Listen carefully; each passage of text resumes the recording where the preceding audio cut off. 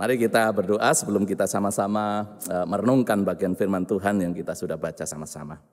Tuhan, terima kasih untuk kesempatan yang indah yang Tuhan berikan untuk kami, dan kami bersyukur untuk suasana yang semakin kondusif dan situasi pandemi secara khusus di Australia ini, di New South Wales ini boleh terkontrol dengan baik dan memungkinkan kami untuk boleh beribadah secara onsite. Terima kasih untuk kesempatan itu. Kami bersyukur, itu berarti Tuhan juga sudah mendengar doa-doa kami. Dan Tuhan terus berikan kerinduan untuk kami boleh menikmati ibadah, menikmati perjumpaan kami dengan Tuhan dan dengan sesama. Tuhan, biarlah waktu-waktu seperti ini membawa kami bersyukur untuk kehidupan yang Tuhan berikan, pelayanan yang Tuhan berikan, saudara-saudara yang Tuhan berikan di sekitar kami, yang membawa kami untuk boleh bersama-sama terpacu untuk boleh mengasihi dan melayani Tuhan lebih lagi dan lebih lagi. Berkati waktu ini Tuhan, ketika kami boleh bersama-sama merenungkan bahagian firman Tuhan, buka hati kami, berilah telinga yang mendengar, sehingga kebenaran firman Tuhan menjadi benih ilahi yang tertanam di tanah yang subur, di tanah hati kami, dan pada akhirnya berbuah, mengubah hidup kami, mentransform hidup kami, menjadi murid-murid yang serupa dengan Kristus. Terima kasih Tuhan, berkati waktu ini, berkati hamba-Mu dengan segala keterbatasan, biarlah anugerah-Mu saja menolong, menyertai, dan memberkati. Di dalam nama Tuhan Yesus Kristus kami berdoa. Amin. Nah Bapak Ibu terkasih, pembacaan kita sampai 2 Korintus pasal 12 ayat 1 dan sampai 10, dan kita tadi sudah baca sama-sama, Saudaraku. Dan hari ini saya membawa satu tema, hidup dalam kuasa Tuhan. Bacaan hari ini menceritakan satu peristiwa yang begitu luar biasa, Saudara, yang dialami oleh Paulus di tengah-tengah suratnya kepada jemaat Korintus itu dia sampaikan. Ia menceritakan satu penglihatan dan penyataan yang diterima dari Tuhan mengenai seorang Kristen. Dan seorang Kristen itu diangkat ke langit ketiga dari surga. Atau dalam ayat yang keempat itu disebut Firdaus, begitu ya. Kalau di ayat yang 2 itu dikatakan ke tingkat yang ketiga dari surga, begitu ya. Dan ayat 4 disebut Firdaus, begitu ya. Nah, Bapak Ibu yang terkasih, dalam Alkitab memang itu sebetulnya sama saja, begitu ya. Alkitab juga sering menyebut surga itu sebagai langit, begitu. Itu istilah yang sama atau Firdaus, begitu ya. Nah, kita tidak bicarakan itu, ya. Dan kemudian kok ada sih 3 tingkat gitu ya, tingkat yang ketiga di surga. Memang surga itu ada tingkatannya begitu ya. Nanti kita punya pikiran, nanti saya kira-kira di tingkat berapa, saudara ya. Kita pikirkan seperti tingkat-tingkat gedung-gedung gitu ya di dunia ini begitu ya. Wah, kalau tingkat atas itu bisa melihat pemandangannya lebih bebas, lebih baik begitu ya. Nah, apa maksudnya begitu ya saudaraku yang terkasih? Nah, pada masa itu saudaraku, orang Yahudi memang mengenal 3 tingkat langit atau tingkat surga begitu ya. Bahkan ada beberapa di antara mereka yang memegang satu konsep itu langit itu ada 7 tingkat seperti itu ya. Tetapi bagian ini bercerita tentang 3 tingkat ya, diadopsi dari itu saudaraku ya. Saudaraku, 3 tingkat itu yang pertama adalah yang disebut the aerial gitu ya. Nah itulah langit yang di atas kita yang meliputi udara, kemudian awan, kemudian atmosfer. Nah itu yang tingkat pertama yang disebut the aerial, begitu ya. Nah itu tingkat pertama. Kalau orang Yahudi ngomongnya itulah langit pertama atau tingkat pertama dari surga, begitu ya. Nah yang kedua itulah yang disebut dengan the starry heaven, begitu ya. Jadi the starry heaven, begitu. Jadi itu tingkat kedua gitu ya, di mana ada matahari, ada bulan, ada planet-planet yang lain, ada bintang-bintang diletakkan. Nah, ini disebut langit kedua, the starry heaven begitu ya. Nah, itu pemikiran mereka begitu. Dan kemudian yang ketiga itulah yang disebut ya surga itu sendiri, the heaven itu sendiri. The heaven beyond the star. Satu langit yang melampaui bintang-bintang, melampaui segala langit. Dan itulah tempat di mana Allah berdiam, Allah berada, Allah tinggal bersama para malaikatnya dan tentunya orang-orang tebusannya yang sudah diselamatkan, yang sudah meninggal. Nah, jadi Bapak yang terkasih, maksudnya adalah surga itu yang tadi juga disebut langit, yang juga disebut Firdaus itu bukan sekedar keadaan, bukan sekedar keadaan, tetapi betul-betul adalah suatu tempat. Jadi surga itu betul-betul satu tempat. Ada satu tempat di sana, Saudara. Manusia bisa, Saudara, berusaha ya untuk pergi ke langit. Mungkin 1, 2 begitu ya. Bisa sampai ke langit kedua ya, ke planet mana begitu ya, ke satelit mana. Bahkan mungkin lagi dipikirkan bagaimana nanti bisa tinggal di bulan, tinggal di Mars begitu ya. Itu usaha manusia sampai ke sana. Manusia mungkin bisa sampai ke langit, bahkan tinggal di langit yang kedua tadi begitu. Tetapi Bapak Ibu yang terkasih, tapi untuk sampai ke surga itu jelas itu hanya dengan pertolongan Allah semata. Tidak akan pernah ada usaha apapun dari manusia untuk bisa sampai ke the heaven beyond the star tadi, langit ketiga tadi. Maka sebetulnya itu yang dimaksud oleh Paulus ketika bicara tentang diangkat ke tingkat yang ketiga dari surga, itulah tempat Allah ada, tempat Allah berdiam, tempat Allah tinggal di situ. Nah, sekarang menjadi pertanyaan bagi kita ialah Paulus tadi menyebut siapa? Seorang Kristen. Ayat yang kedua tadi, aku tahu tentang seorang Kristen. Nah, pertanyaannya ialah siapakah orang Kristen tadi? Kok luar biasa begitu ya, diangkat ke surga, ke tempat Allah berdiam begitu Saudara ya.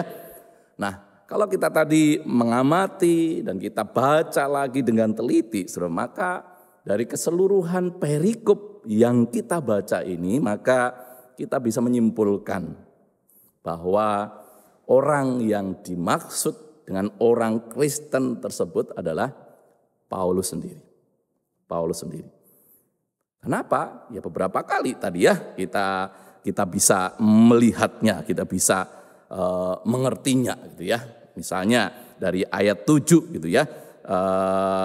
Supaya aku jangan meninggikan diri karena pernyataan yang luar biasa itu, maka ada suatu duri di dalam daging yang menggocoh aku begitu ya.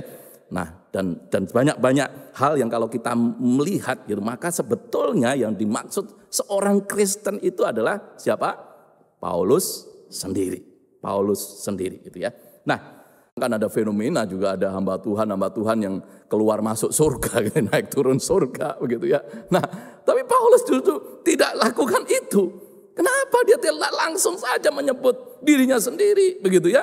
Tapi dia justru memakai orang ketiga tunggal begitu ya untuk replace itu begitu. Nah, kenapa seperti itu, Saudara? Nah, rupanya Bapak yang terkasih, rabi-rabi Yahudi saat itu juga terbiasa menyebut diri mereka sendiri dengan sebutan orang ketiga tunggal atau orang ketiga jamak gitu ya, mengganti kata dia atau kami atau kita begitu, seperti itu. Nah, itu yang Paulus adopsi cara itu ya, Paulus adopsi untuk apa? Untuk menceritakan pengalaman yang luar biasa tersebut.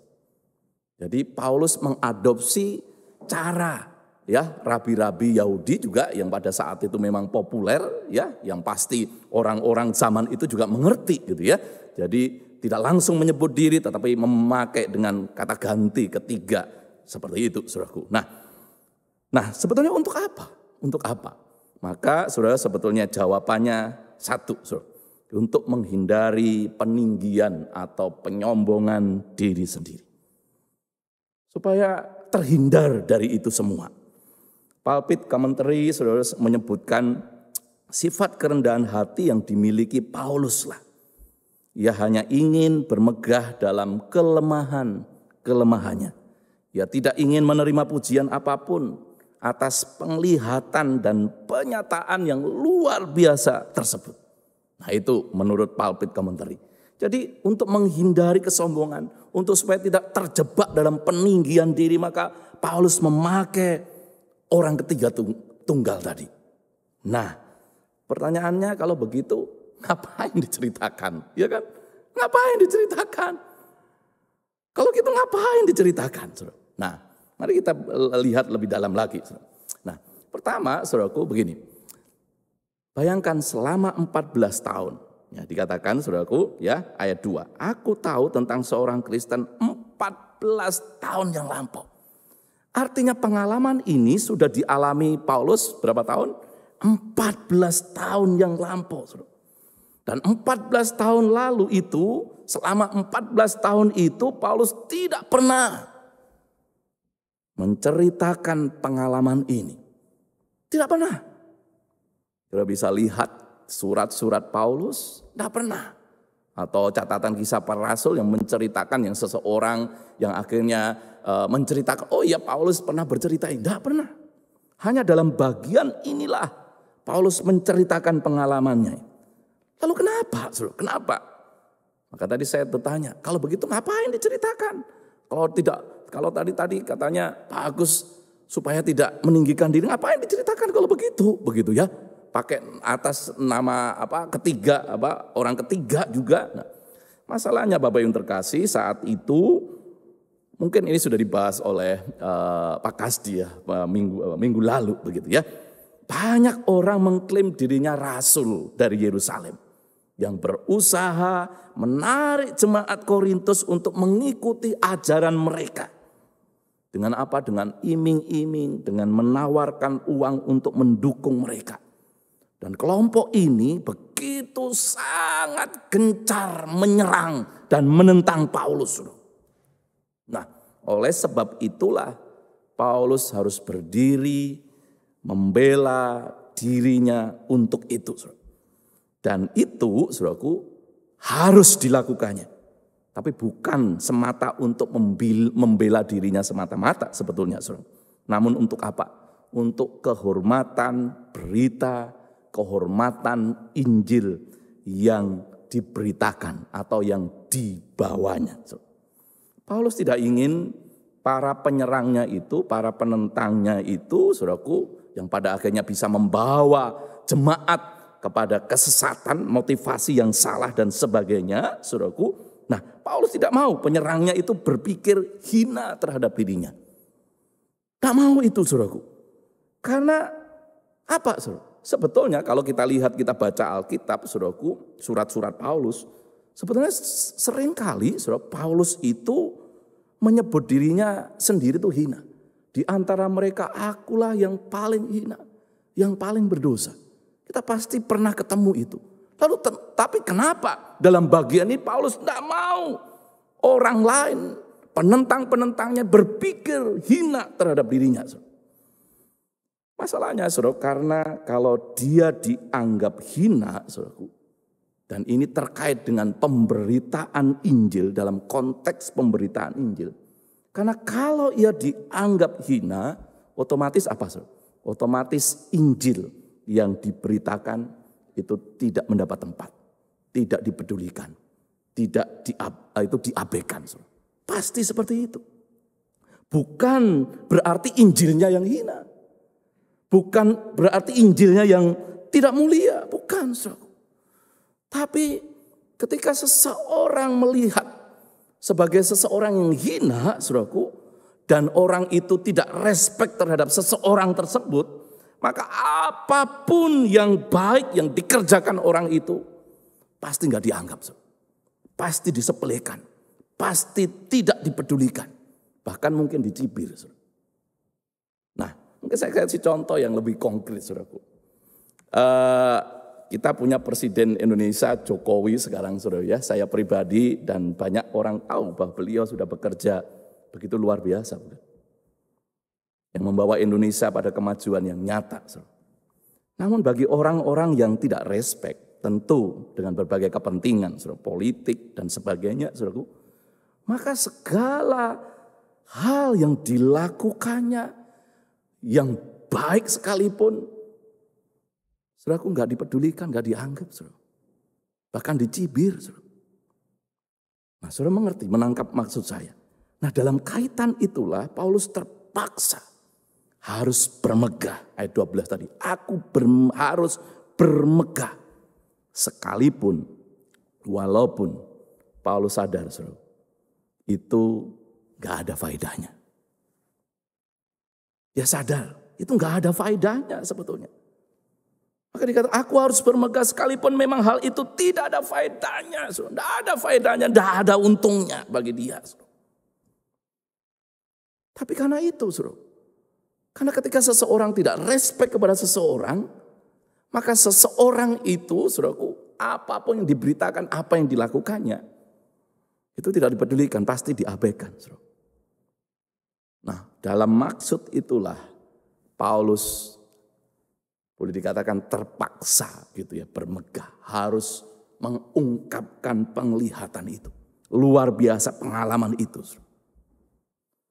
Paulus terpaksa harus bermegah walaupun dia tahu itu sebetulnya tidak ada faedahnya.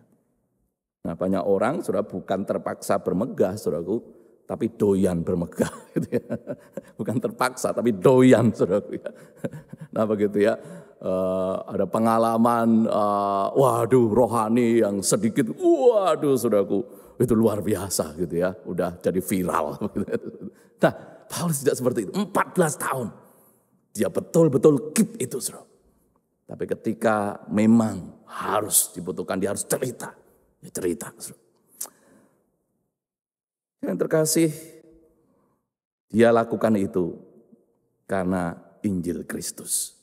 Tadi saya katakan, saudara, banyak orang justru bukan terpaksa, tapi memang doyan bermegah. Kalau mungkin terpaksa pun, namun dengan maksud untuk kemegahan dirinya sendiri.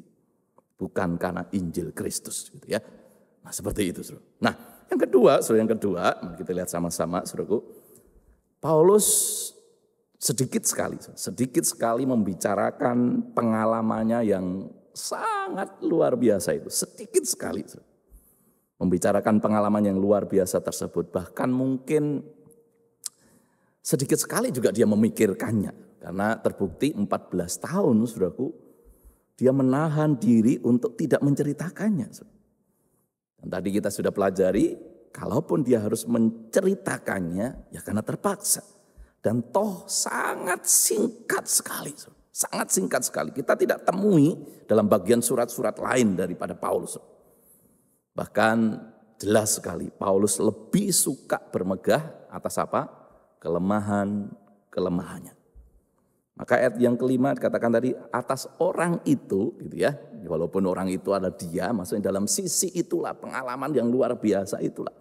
Maksudnya dia tidak menganggap dirinya sendiri, begitu ya. Orang itu aku bermegah, tetapi atas diriku sendiri aku tidak akan bermegah. Selain atas kelemahanku. Walaupun jelas Bapak Ibu terkasih, kita tahu saudaraku, itu pengalaman rohani yang sangat-sangat luar biasa sekali. Pengalaman rohani yang sangat-sangat diam. Itu karunia unik sekali. Kapan harus berbicara, kapan harus diam. Ada banyak orang, saudaraku, seharusnya tidak berbicara, dia berbicara. Seharusnya diam, dia justru berbicara. Seharusnya berbicara, dia justru diam. Gitu, saudara. Nah, itu kepekaan, itu karunia, itu hikmat. Saudara. Oleh saudara Adam Clark, dia berpendapat seperti ini. Karunia yang unik, karunia yang spesial, itu hikmat yang luar biasa. Bisa membedakan kapan kita harus berbicara. Tapi kita juga tahu kapan harus diam. Saudara. Tapi dia melanjutkan juga. Saudara. Dan tahu porsi yang tepat untuk membicarakannya. Artinya apa? Tidak terlalu sedikit, juga tidak terlalu banyak. Nah, itu yang penting. tahu kapan harus berbicara, tahu kapan harus diam. Tapi ketika berbicara, itu pun tahu porsinya yang tepat, yang pas. Tidak terlalu sedikit, tidak terlalu banyak. Saudara. Wow. Dan ini butuh hikmat Tuhan. Dan ini butuh karunia daripada Tuhan. Bagaimana dengan kita, saudaraku? Itu biarlah menjadi pokok perenungan pribadi kita. Nah, pertanyaan selanjutnya yang membuat kita dalam perenungan bagian firman Tuhan ini adalah apa? Sebetulnya tujuan Tuhan memberikan pengalaman yang luar biasa itu.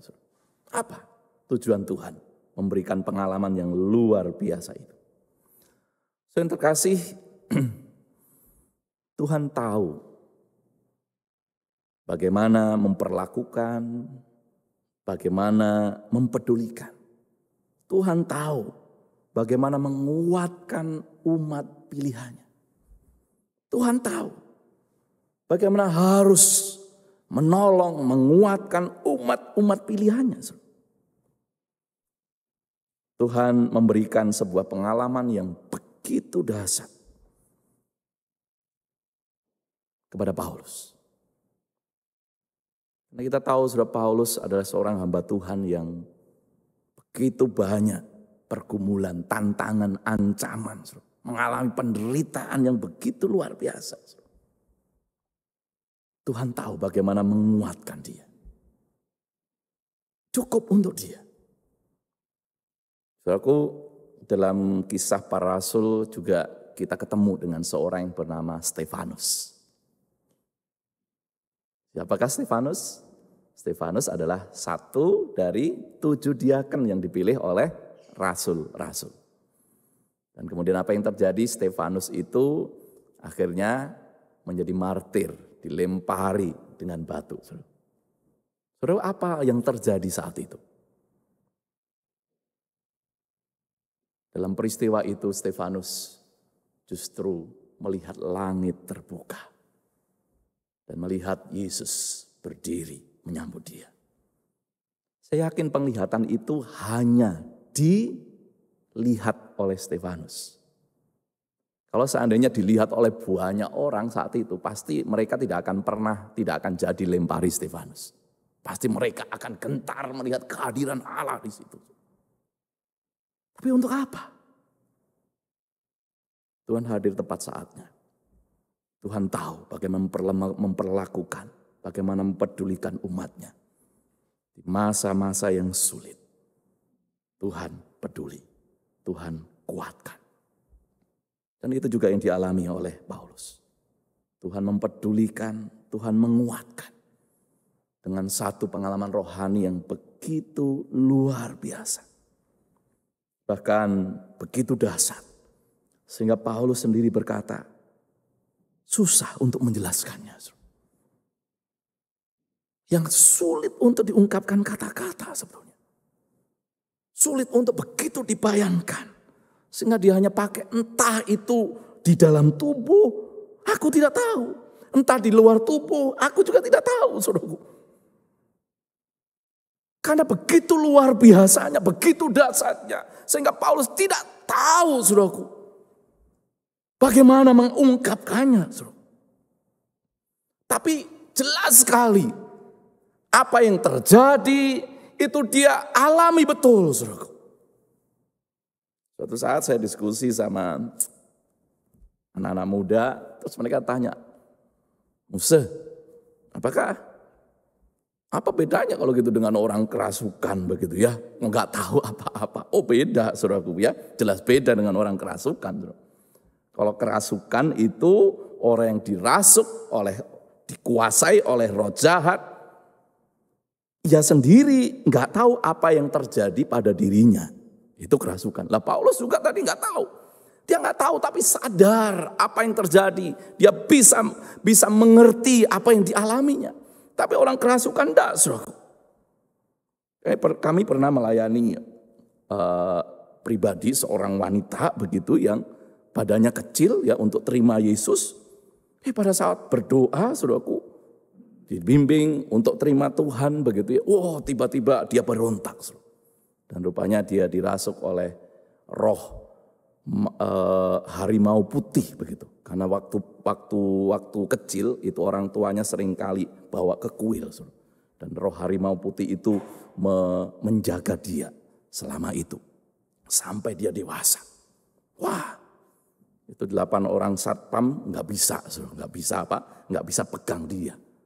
Dan celakanya itu roh itu mau lempar dia, mau men-trigger dia untuk bunuh diri, jatuh dari apartemen lantai 25. Wah, seperti itu.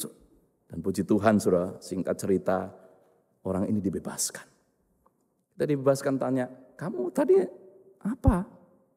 Nggak tahu. Dia nggak tahu apa-apa. Nggak ngerti. Saudara. Nah itu bedanya. Saudara. Jadi ketika seseorang dirasuk oleh kuasa jahat, saudaraku, dirasuk setan begitu, dia nggak tahu. Karena iblis menguasai dirinya. Nah, tetapi Paulus ini memang dia dikuasai oleh Allah. Tapi dia mengerti, tetap sadar diri. Mengerti apa yang terjadi. Saudara.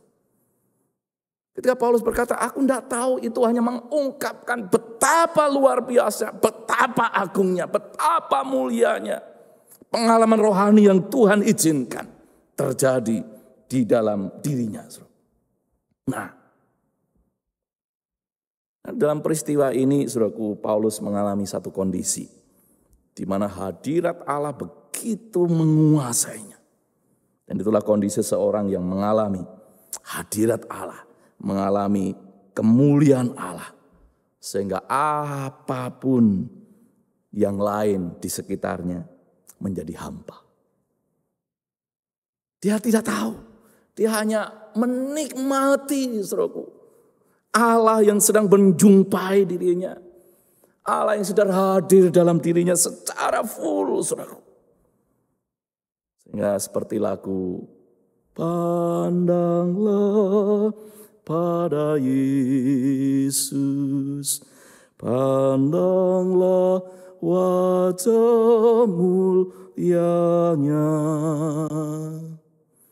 di dalam terang kemuliaannya. Apa saudaraku?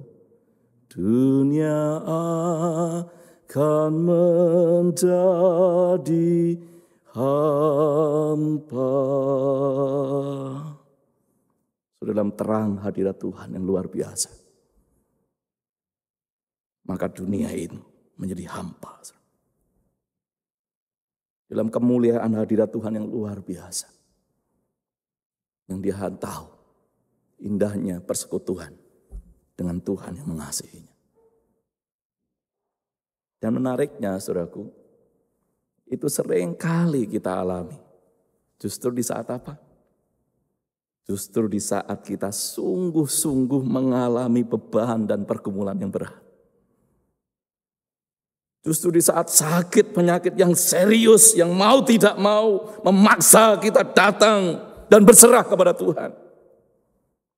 Kita datang bersimpuh di kaki Tuhan. Dan mungkin dengan air mata yang tanpa sadar tertumpah. Kita merasa begitu sesak, saudara. Kita merasa tidak berdaya. Dan setelah itu kita boleh merasakan Tuhan hadir. Tuhan mempedulikan kita. Kita mengalami kekuatan dan sukacitanya. Walaupun kita tahu pergumulan dan penyakit kita masih ada. Tapi kita mendapatkan kekuatan, mendapatkan sukacitanya.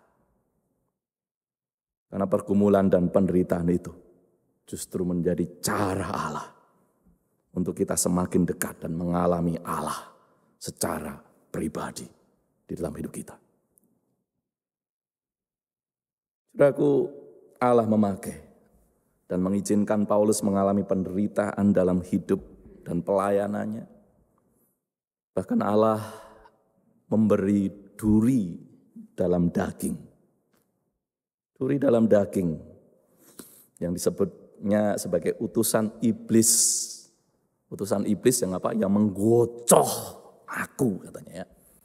Kalimat menggocoh itu artinya itu tidak berhenti terus menerus memukul dia begitu ya. Jadi itu menggocoh itu artinya wah tidak berhenti terus menerus memukuli dia. Saudara, dulu saya suka nonton tinju begitu ya. Walaupun istri saya semu itu ngapain orang berkelahi ditonton terus gitu ya. Gitu ya. Tapi saudaraku, walaupun itu pukulannya ringan-ringan, plek gitu ya, maksudnya tidak seperti pukulan KO-nya Mike Tyson. Gitu ya. Tapi kalau terus-menerus dipukul ya KO juga, saudaraku ya, terus-menerus begitu ya. Nah, itulah menggocoh, saudaraku. Jadi terus-menerus tidak berhenti memukuli dia, saudaraku. Ada utusan iblis yang disebut duri dalam daging itu, saudaraku. Terus menerus memukuli dia, saudara. Tidak henti. Saudara, memang banyak sekali penafsiran tentang hal ini. Saudara. Di antaranya ada yang berkata, oh ini penyakit matanya, saudaraku ya. Paulus punya kelemahan sakit mata, gitu ya. Ada yang, oh itu sakit telinga, gitu agak bolot sedikit, gitu ya. Terus, oh itu sakit migrain, begitu ya. Nah itu sakit migrain, gitu ya. Ada juga yang menafsirkan, oh itulah para penentangnya, itulah para penyerangnya, gitu ya. Nah, sebagian penafsir juga enggak tahu sih itu apa, begitu ya. Ya pastinya apa yang dimaksudkan, saudara. Yang jelas maksudnya adalah kelemahan. Satu kelemahan yang mungkin membuat orang akhirnya memandang rendah, saudaraku. Memandang rendah dirinya, saudaraku. Nah, itu maksudnya, saudaraku. Dan itu bisa bermacam-macam wujudnya dalam kehidupan orang-orang percaya, saudara. Artinya kamu benar rasul, tapi kenapa kamu sakit, begitu ya? Kok punya sakit? Kamu orang aktif melayani, tapi kamu sakit, itu berarti kamu tidak diberkati, begitu. Nah, itu kondisi-kondisi seperti itu, saudara. Nah, itu yang terjadi, saudara. Sama seperti begitu ya. Wah ini pendeta gitu ya, kok kutilang kayak Pak Agus ini kurus tinggi langsing gitu, gak diberkati gitu ya. Nanti kalau gemuk, wah ini kebanyakan makan, susah juga saudara gitu ya. Nah saudara yang terkasih, itu yang terjadi artinya pokoknya ada kelemahan. Dan Paulus sudah 3 kali berseru, artinya bukan 1, 2 kali tapi sering kali. Dia berseru, berdoa saudara, dengan tekun saudara. Dan Tuhan katakan apa? Cukuplah kasih karuniaku bagimu. Karena dalam kelemahanlah kuasaku menjadi sempurna. Karena justru kelemahanlah menjadi alat Tuhan. Supaya Paulus hidup seturut dengan kehendaknya. Dan kuasa Tuhan nyata di dalam hidupnya. Yang terkasih, inilah maksud Paulus. Seorang yang bernama Alexander McLaren sudah berkata seperti ini. There are 2 ways of lightening the burden. Ada 2 cara untuk meringankan beban. One is diminishing its actual weights, artinya meringankan, sudah mengurangi beban yang sesungguhnya. Tapi the other is increasing the strength of the shoulder that bears. Adalah memperkuat bahu ini untuk bisa menanggung beban yang ada. Dan itulah yang dialami Paulus. Tuhan justru menguatkan hidupnya. Menguatkan bahu-bahunya untuk menanggung seluruh beban hidupnya. Dengan demikian kuasa Tuhan sempurna di dalam dia. Saudaraku, ada saatnya Tuhan tidak mengurangi, apalagi mengangkat beban-beban hidup kita. Tapi yang jelas, Tuhan pasti menguatkan bahu-bahu saudara. Menguatkan imanmu, menguatkan pengharapanmu untuk sanggup memikul. Sehingga kita sungguh-sungguh mengalami kebenaran. Kuasa Tuhan sempurna di dalamku. Amin. Mari kita berdoa.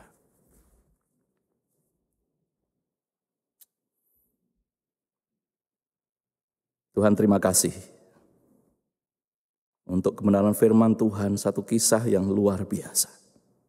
Ajar kami untuk terus belajar dari kebenaran-Mu dan Engkau nyatakan melalui hamba-Mu Paulus ini.